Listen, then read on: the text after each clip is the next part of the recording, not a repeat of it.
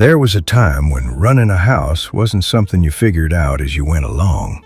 It was something you were taught, something you were expected to master, almost like a trade. Nobody called it a full-time job, but that's exactly what it was. If you were born between the 40s and 60s, your week ran on a rhythm most of us wouldn't recognize today. And by the time we get through this list, you're probably going to think of your grandmother, or maybe your mom, and see a side of her you probably never thought about. Number 12 is the one that might just make you go, hang on. Ironing sheets and pillowcases was standard practice.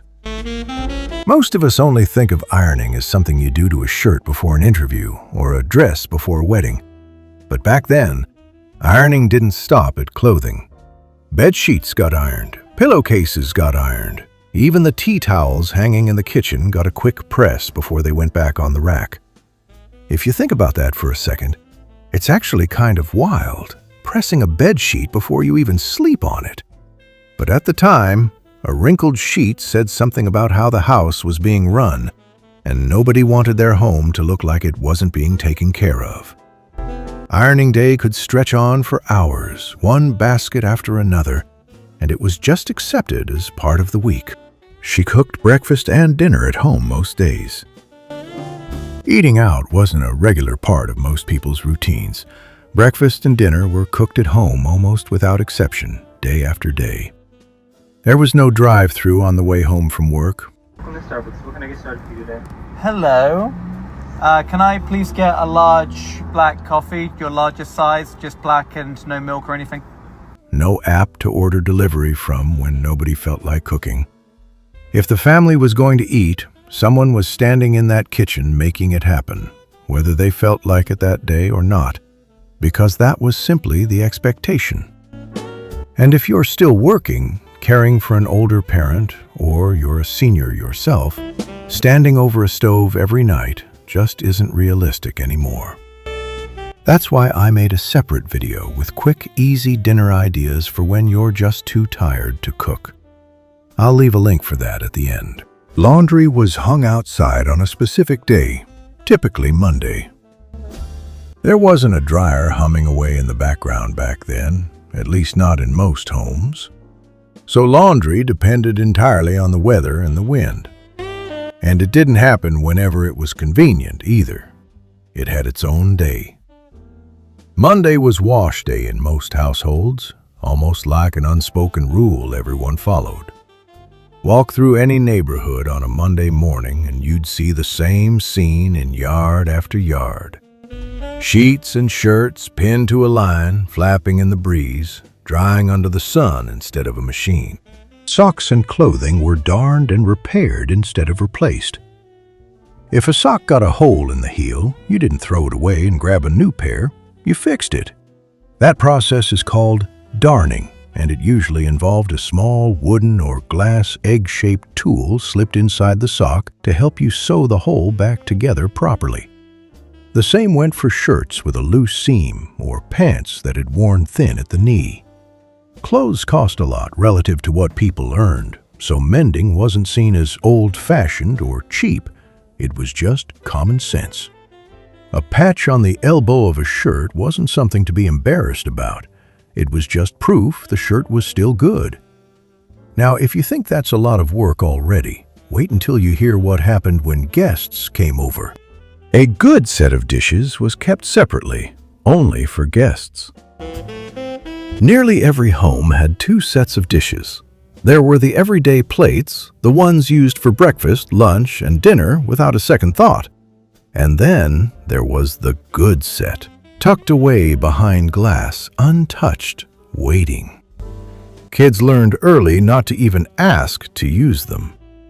Those dishes came out for holidays, for special guests, maybe once or twice a year, and the rest of the time they just sat there, almost like a symbol that the house was ready for company at any moment, even if company rarely showed up. Here's all the dinners I made for my family of 9 last week. Hope this can give you some inspiration. Weekly meal menus were planned in advance. Nobody was standing in front of the fridge at 6 in the evening wondering what to make for dinner. Meals were mapped out for the entire week ahead of time, often written down on a piece of paper and pinned somewhere in the kitchen where everyone could see it. Monday might be meatloaf, Wednesday might be a pot roast. And once the plan was set, that was pretty much the plan. It made grocery shopping simpler too, because you already knew exactly what the week needed, so there was very little guessing and very little waste.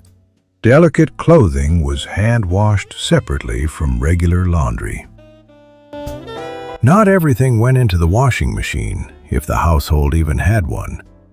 Silk blouses, wool sweaters, anything considered delicate or expensive got a different kind of treatment entirely.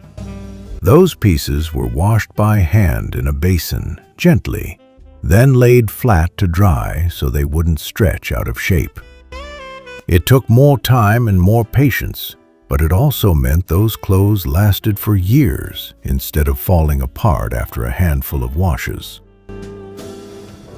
These young kids just don't know what this is all about. If you're keeping count, that's 6 things already. How many of these do you still do today? She had a weekly cleaning schedule with designated days. This is where the whole system really starts to make sense. Monday was laundry. Tuesday was often ironing. Other days were set aside for specific rooms, dusting the living room, scrubbing the bathroom, deep cleaning the kitchen, and so on. It wasn't random or whenever you felt like it. It followed an actual structure, almost like a job with a schedule. Except the job was the entire house, and the schedule rarely changed from week to week. Canning and preserving food for winter was common. This one really depended heavily on where you lived. In rural areas and working-class households, canning fruits and vegetables wasn't a hobby. It was a necessity. It's genuinely how families got through the winter months without access to fresh produce. In bigger cities, though, it was far less common since grocery stores were closer and more accessible year-round. So this wasn't something every single housewife did, but for a massive number of families, it was an important yearly ritual that filled the pantry shelves before the cold weather hit. These ones might be the most relatable of all, especially if you grew up watching your mom do this, or you did them yourself.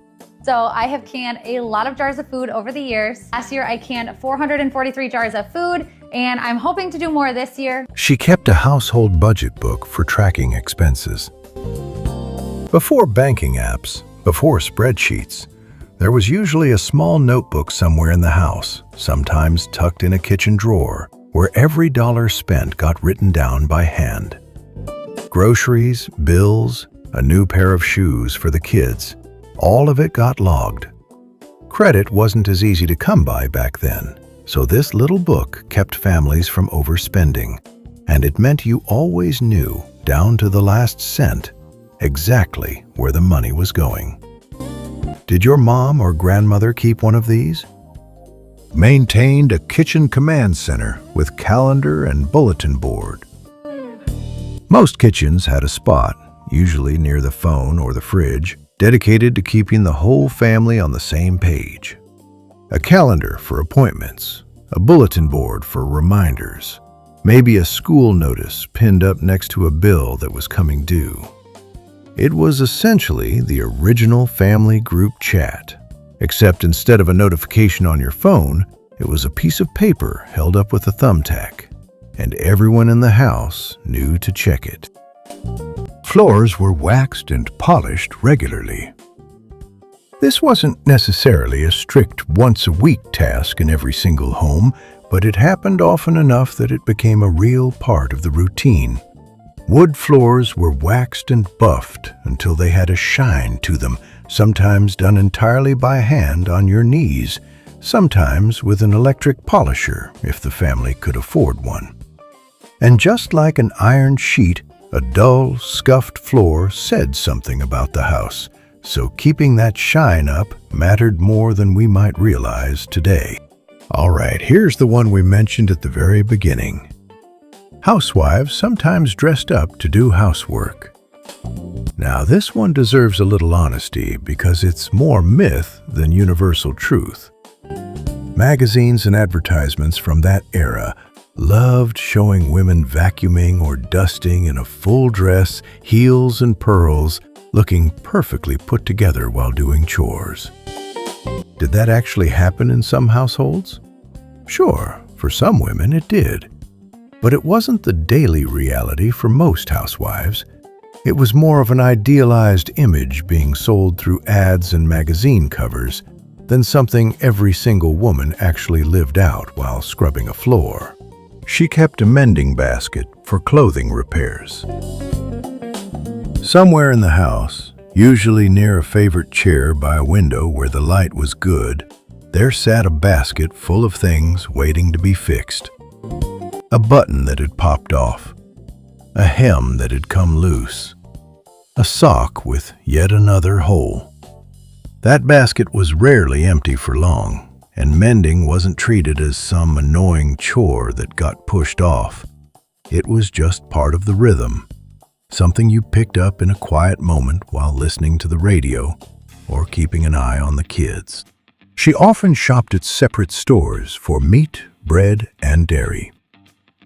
In the 1950s and early 1960s, the one-stop supermarket was actually gaining traction, and many housewives didn't rely on them for everything, especially not in smaller towns or for families who swore by quality. They often bought meat from the neighborhood butcher, fresh bread from the local bakery, and dairy products from a separate dairy shop, or had milk delivered right to their door. While supermarkets were becoming more common, many families still preferred these specialty shops for their quality and personal service. Grocery shopping often meant making several stops instead of just one. She baked or prepared food ahead for guests. Housewives often baked cakes, pies, cookies, or casseroles before company arrived, so they wouldn't have to rush at the last minute. They also cooked larger family meals that naturally provided leftovers for the next day, making it easier to stretch the food budget and spend less time in the kitchen. It helped keep the household prepared, whether unexpected visitors stopped by or the family simply had a busy day ahead. And at the end of the night, the kitchen didn't get left for tomorrow.